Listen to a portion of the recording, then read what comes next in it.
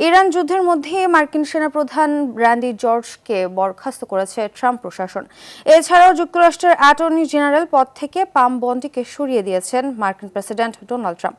তবে যুদ্ধে হামলা পাল্টা হামলা অব্যাহত রয়েছে। এদিকে মধ্যপ্রাচ্য যুদ্ধের প্রভাবে স্থবির হয়ে পড়া হরমুজ প্রণালী সচল করতে 40টি দেশের পররাষ্ট্রমন্ত্রীদের নিয়ে একটি ভার্চুয়াল সভা করেছে ব্রিটেন। আরেকদিকে জ্বালানি অস্থিরতায় পাকিস্তানের পেট্রোলের দাম 43% বৃদ্ধি করেছে সরকার। বিস্তারিত সামিউল শিহাবের রিপোর্টে।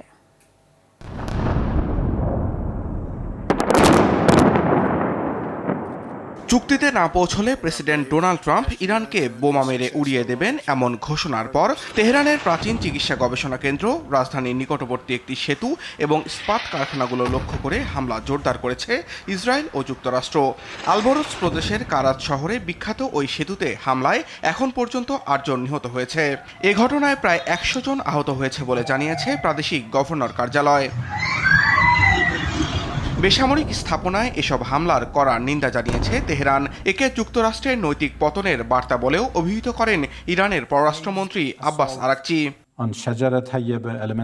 অন্যদিকে ইরানের সামরিক বাহিনী সতর্ক করেছে, প্রতিপক্ষ আত্মসমর্পণ না করা পর্যন্ত যুদ্ধ চলবে।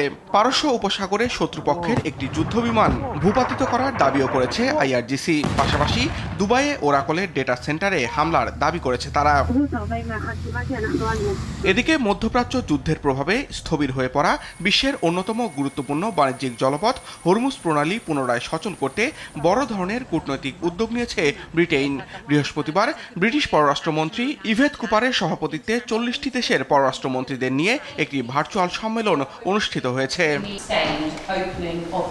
এদিকে মধ্যপ্রাচ্যে এমন রক্তক্ষয়ী সংঘাতের মধ্যেই মার্কিন সেনাপ্রধান জেনারেল র্যান্ডি জর্জকে বরখাস্ত করেছেন প্রতিরক্ষামন্ত্রী পিট হেগসেথ। ট্রাম্পের প্রতি আনুগত্যের অভাবে মার্কিন সেনাপ্রধানকে পদচ্যুত করা হতে পারে বলে ধারণা করছেন বিশ্লেষকরা।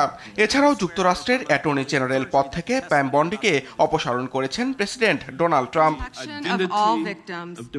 ইসরায়েল যুক্তরাষ্ট্রের হামলার আশঙ্কায় ইরানের দক্ষিণাঞ্চলীয় শহর বুশেহের পারমাণবিক বিদ্যুৎ কেন্দ্র থেকে আরও কিছু কর্মীকে সরিয়ে নিয়েছে মস্কো।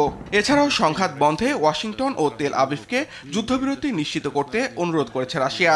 গত 24 ঘন্টায় অন্তত 5টি মার্কিন ঘাঁটিতে হামলার দায় স্বীকার করেছে ইরাকি সশস্ত্র গোষ্ঠীগুলো।